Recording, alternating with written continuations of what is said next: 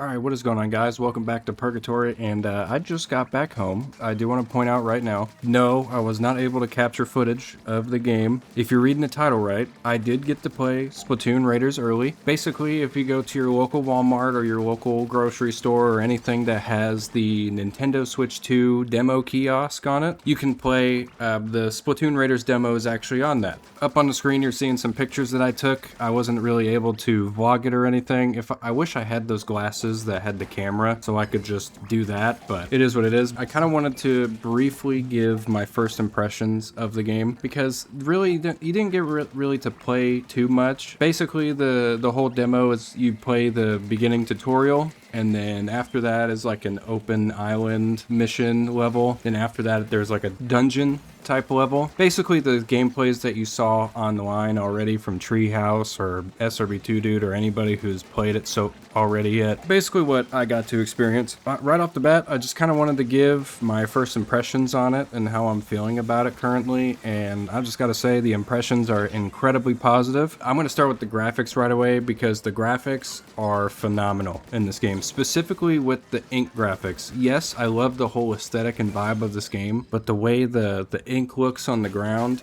just the graphics in it are insane, and you can kind of tell that they really take advantage of the Switch 2 hardware for this game. It's very smooth. Unfortunately, I didn't really get to really feel the motion controls or really adjust my settings all too much because it's like this wired pro controller that's just super finicky, and the motion controls were just super off balance. It was drifting all over the place, so I didn't really get to try out too much. I think the most satisfying part of this game is the inking. It's so weird to say because that is actually a major thing of Splatoon, is shooting ink all over the ground, and I gotta say these are the best looking.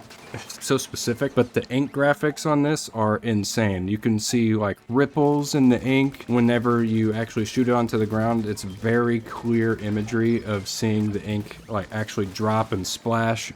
It makes it look more believable when it's on the ground because now you can kind of see like this shadow line around it. It's insane. And then the overall graphics, like the islands, the level design and everything, is very pretty. It kind of gives me Splatoon 3 Alterna vibes a little bit, but also it very much gives you the Salmon Run art style with everything. But overall, man, this game is looking super smooth, super clean. Yeah, and just from what I played, I am very, very excited for this game, and I cannot wait to play it day one for you guys. So I didn't really get to try too many weapons. The only weapon they let you try is the Splattershot Jr. As far as I know, you don't get to change your weapon or anything like that. You can loot weapons and they show you how that works, but it doesn't let you really select anything other than the tank. So there's 3 tanks, the speed, power, and tactical, or I think it's the tactical tank, and they all have their own abilities. Unfortunately, I wasn't really able to try the speed one, so I really only had the time to try out the ones I wanted to try, which were power and tactical. And as much as I like the power, I really like the splatch it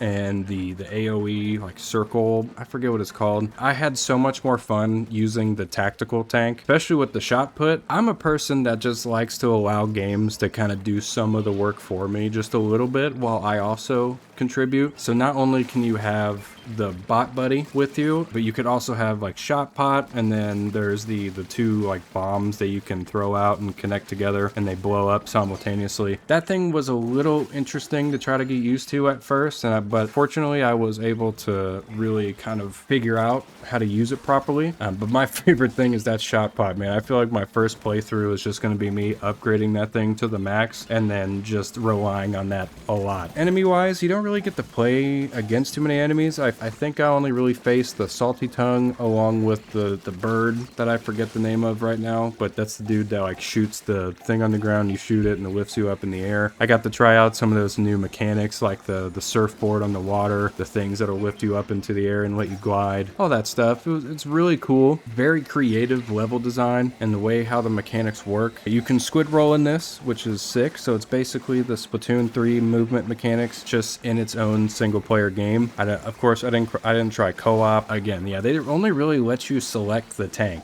like the tank that you wanted to use, but the abilities were all preset, and that's okay. Honestly, it's not even a huge deal because it is a demo at the end of the day. Much as I would like to try out more, obviously we just gotta wait till the game comes out on July 23rd. As for final first impressions, I am beyond excited for this game. I feel like I've been waiting for a game like this for a very long time. I love Splatoon and I love the base games, do not get me wrong, but I really have always wanted to see a Splatoon game that focuses specifically on single player. And it looks like that's exactly what we're doing here. I gotta say this, if you are a Salmon Run fan, you are going to absolutely love this game. It's based entirely on Salmon Run. It doesn't have like the Salmon Run quota mechanic that you typically see in base Splatoon. It's more about taking out enemies, taking out bosses, getting enough power to mine these little crystals, and you do that, and it's basically a looter shooter. It's a ton of fun, man. I feel like it's gonna have so much replay value that even after you beat the game, you're gonna just want to go back and just continue playing through a bunch of old levels.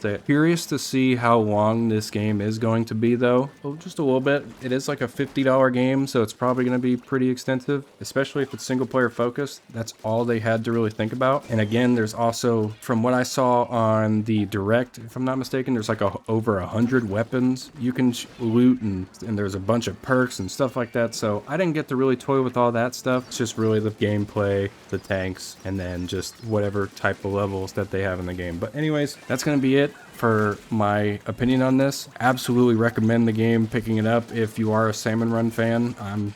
I've been a Salmon Run fan for a while, so I'm excited for this game. I keep repeating myself, so I'm just going to go ahead and leave you guys with the rest of the Salmon Run gameplay that you're seeing on the screen as I've been talking. If you did enjoy the video, make sure to leave a like. Make sure to subscribe if you are brand new or find yourself coming back to the channel. Make sure to hit that bell notification so you don't miss another video when I upload one. Let me know down in the comment section below, have you been able to play Splatoon Raiders early? If you want to go play this, you can. You just, as long as you know a place that has a Nintendo Switch 2 kiosk, like one of those little demo kiosks that you see at pretty much almost any grocery store. For me, it was at Walmart in my area. Thank you guys so much. I love you all. Have an absolutely fantastic day.